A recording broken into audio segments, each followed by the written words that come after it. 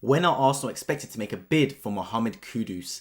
Yes, people, wife boy, welcome back to another Arsenal transfer news video. As always, if you do not want to miss daily Arsenal transfer news vids, this is the place to be. You have to subscribe down below on my road to 4,000 subscribers, and importantly, hit the bell notification button so you never miss a future video on this channel. And let me know in the comment section your thoughts on Kudus' potential move to Arsenal. Let's get straight into the tweet brought today by AFC Sphere, stating this, and this is from Fabrizio Romano speaking on Mohammed Kudus. At the moment, there's still no bid or direct conversation with Ajax yet, so we can't speak about negotiations yet. There is an interest, but I think for Arsenal now, the priority is to get rid of some players. They signed many players, many important players at the beginning of the summer transfer window. And see, this is exactly what we've been talking about in recent weeks, right? Arsenal spent their money. We brought in Timber, we brought in Havertz, we brought in Rice. We spent over £200 million. For us to sign any more players, we need to sell. That's the be-all and that's the end-all. The interest is there. We want to sign players like Kudus. We've been linked to players like Elise, Eze, etc. We want to sign these players. The problem is we haven't got the money to spend on these players. And I made the video earlier talking about how why Arsenal taking so long to sell. Edu's not doing his job properly, right? It's been 2 weeks, over 2 weeks since we signed Rice and Timber. We should have been selling, and we should have been selling earlier even. Look at teams, for example, like Chelsea Football Club. Like, I'm not a massive fan of Chelsea Football Club. I'm an Arsenal fan myself, right? And for the sake, everyone's been clowning Chelsea about their buying policy. And I agree. Like, I think their buying policy has been very scattergun and is broken. But that club can sell. They've sold Mount. They've sold Ziyech. They've sold Havertz, etc. They can sell well, and they've made the money to be able to spend in other areas. Us, on the other hand, we're not selling. And I hear the comments people make saying, oh, we put them up for sale. We put them on the shopping list. No one's buying. And I get that. I get that you can't exactly... If no one wants the player, it is what it is. If the market doesn't want it, you're not going to be able to sell. But at least actively try and sell. Like, even Besiktas should come in for upholding, and we haven't sold him. Pepe has been sought after by Saudi Arabian clubs. He's still sitting around the football club. Villarreal wants Cedric Suarez. He's still sitting in the football club. PSG want Nuno Tavares. He's still sitting in the football club. So the interest is there. We're hearing reports about clubs wanting our players that we've got on the transfer list, but they haven't been sold yet. What's taking us so long, I have no idea. I don't know whether we're holding out for a specific amount of money, but the way I look at it right now is there's a quantity of players that we want to sell, and it's a high quantity as well. Look, we're not selling big ticket players. Cedric Suarez, Rob Holding, Nicolas Pepe, you ain't making 50 to 60 million off these players. Let's be honest about it. They're low ticket players. So the way I look at it is just get them off the books. There's no point bartering. There's no point negotiating over 2, 3, 4 extra million. If an offer comes in for 3 million for Rob Holding, let him go. What are you hoping for? 5 million? What, that's 2 million extra? That bid might never come in. Just let him go. Get him off the books. Money saved. Next one.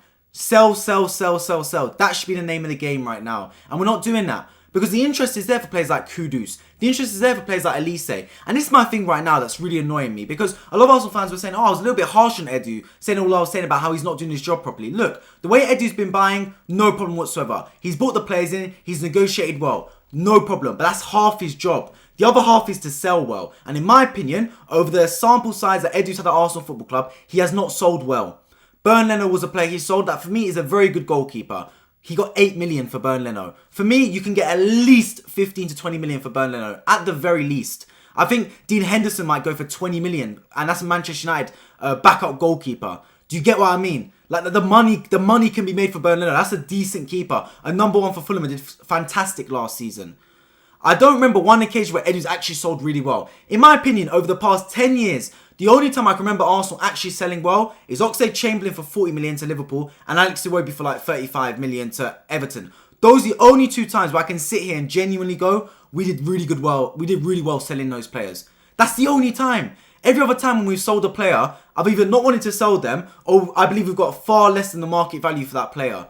Now, that could be down to a multitude of reasons. It could be down to the fact that for the past decade, it's actually probably been Arsenal's worst spell in their history in terms of performances on the pitch and quality of players. It's only been the past 2 seasons where we've really actually been a decent side. Before then, we were playing football with the likes of Mustafi, Socrates playing. Do you get what I mean? Not exactly players that any club wants to go for. So I understand that. But at the same time, look at the players we've got available right now. Nico Pepe, £72 million we bought him for. We're not getting anywhere near that amount of money, don't get me wrong. But Chelsea bought Kai Havertz for 80 million. They sold him for 65 to Arsenal. You can get 20 million for Pepe if you're smart.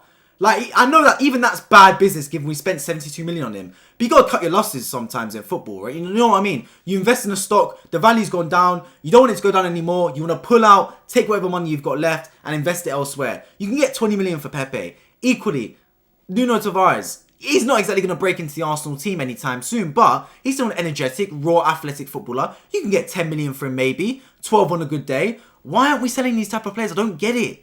Because this is another point, right, guys, yeah? We've got Champions League football behind us. In previous seasons, there's a reason we were trying to sign players like Ødegaard, Ben White, Aaron Ramsdale. Because none of the big clubs, when I say big club, Arsenal big club as well, make no mistake about it. But none of the top echelon clubs that were at the peak of their powers won these players. Man City weren't shopping around for Aaron Ramsdale. Barcelona, Real Madrid, Bayern Munich weren't shopping around for Aaron Ramsdale. Only Arsenal were. We were the only club in for them. So it didn't matter if we had Champions League or not. Because our name being a massive club in Arsenal pulled through and we were able to sign someone like Ramsdale. Because no other big clubs were in for him. Same with Ødegaard. He wanted to leave Real Madrid. Arsenal were a big club. No other clubs were really in for Ødegaard. We got to deal over the line. But now, if you want to sign these top players, like the Elises, like the Kuduses, other clubs going to be in for them. It's not every day you hit the lottery and sign a player like Ben White, Ramsdale, Ødegaard, and they turn into something amazing when no other club were really interested for them. It was a one-horse race. So if we want to sign the top players, other clubs are interested. Now, what's the benefit? Right now, we are one of the most attractive propositions to go to in world football. And I'll argue that to anyone. I will die on that hill. We've got Champions League football behind us. We're one of the most expensive squads in Europe. We've got a young team and young manager, which is growing and getting better. We're a massive football club already. Humongous fan base worldwide. We're playing the best league in the world right now, which is the Premier League. We're living in London. I know a lot of people would love to live in London. It's an amazing city. Like, we've got so many factors going for us. We should be trying to exercise this and making the most of this and trying to sign these top players. Because who knows? Football's it's fickle. Anything can happen. Season before last, Liverpool almost won the Premier League, more on course to do the treble. Last season, they finished at the Champions League spots. They're playing in Europa League last season. Who knows? I don't think it will happen, but we could be out the Champions League next season. We could literally finish fifth next season. You don't know. And we could have Europa League again. Nobody knows. So while you've got Champions League, don't be complacent and buy. Don't think about yesterday. Don't think about what could happen next year. Don't think about, next season we're going to try and sign these players. No, live in the present. We've got Champions League football right now. We're an attractive club right now. Where if we go in for a player and Chelsea go in for them, I think the player would rather come to Arsenal. If we go in for a player and Tottenham go in for them, the player would rather come to Arsenal. We picked Declan Rice off the toes of Bayern Munich and Man City. He chose Arsenal over those two clubs. Does that not tell you something? So in my opinion, we can get Kudus. We can get Elise. If we go in a three-horse race with Chelsea and Man United to get Kudus, for example, I think we could get Kudus over those two clubs. I genuinely believe so. I think that can happen. But the problem is, as stated by Fabrizio Romano in this tweet, priority is get rid of players. And we're not getting rid of players. So I'm producing videos daily. I'm bringing out the transfer news daily. But the be-all and end-all is we need to sell. That is the be-all and end-all. Balogun looks like there's interest generated. Man United potentially. I don't want to sell Balogun to Man United. But at the end of the day, money is money, man. You know what I mean? If Man United are willing to offer 50 million for Balogun, I'd consider it. I would. 50 million is a lot of money for a player that, in my opinion, Balogun's a good striker. But I don't think he'll ever be a starting striker for a Big Six Premier League side. I think the best he'll be is a backup. Why not, man? Eddie Nketiah generating interest from Crystal Palace. 34 million. Good. Let's get rid of him. 34 million is a lot of money. We can reinvest that elsewhere. Look at doing a swap deal for Elise, maybe. Do you see what I mean? The money's there. The opportunities are available. There's 8 billion people on this planet. How many football clubs are there? There's thousands of football clubs. There's opportunities available. Some football club on planet Earth wants Rob Holding. I can't tell you who, but some club wants Rob Holding. Edu's job is not to just sit there and go, right, we've transfer listed them. It's not like FIFA career mode where you just transfer list them. And okay, transfer listed, now let's wait for the offers. It ain't like that. You've heard in football. You've heard in life. Doors are going to open. You have to jump through and try and seize opportunities. If you stand there and be passive, nothing's going to happen. You have to be proactive. You have to chase your dreams. Edu needs to be out there and shopping these players. Call up Werder Bremen. Yo, Werder Bremen, you in for a defender. We've got Rob Holding. Experience. 27, reaching his prime. We know you could use his services. We're looking at this amount of money. What do you say? They put down the phone. No problem. Freiburg, are you in for a defender? We've got Rob Holding. He's got this on his CV. He's got this as potential talent. Did a masterful appearance in the 2017 FA Cup final. Not interested? Fine. Next club. Shop, bro. Like, you're getting paid this much money. Shop your players. It's not enough to just sit there and go, you know what, we've transfer listed them. Is what it is. We'll see what happens. If we don't sell, we don't sell. It is what it is. I've tried my best. No, you haven't tried your best, my friend. And look, many people will say I'm knocking Edu. I've already had those comments before. You're being too harsh on Edu. Yeah, but look, this guy he's the chief of negotiations at Arsenal Football Club, man. A lot of people would love to have that job. Absolutely love to have that job. He's meant to be a salesman. He's buying, but that's for anyone can spend money. You give me £200 million, I could spend that money quick. Tell me to raise £200 million, it might take me a lifetime, and many people don't raise £200 million. Spending's the easy part. Any old nutcase can spend £200 million. Bugatti, mansion, spend it on a yacht, bang, your £200 million is gone. Now tell that same guy to raise £200 million. He ain't doing that. No chance, man.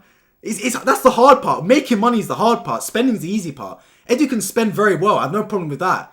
The making money, I do struggle with this guy to comprehend how he's making enough money to validate his position being in the status he is at Arsenal Football Club. That's my personal opinion on it. You can call it harsh. You can say I'm being a bit too harsh on him. Fine. That's just my opinion on it. For me, there's two sides of the coin. There's buying and there's selling. Chelsea are a club that buy awfully and sell brilliantly. We're a club that buy brilliantly in terms of scouting network, getting the players in the door, but sell awfully. Combine the both, you've got a brilliant business.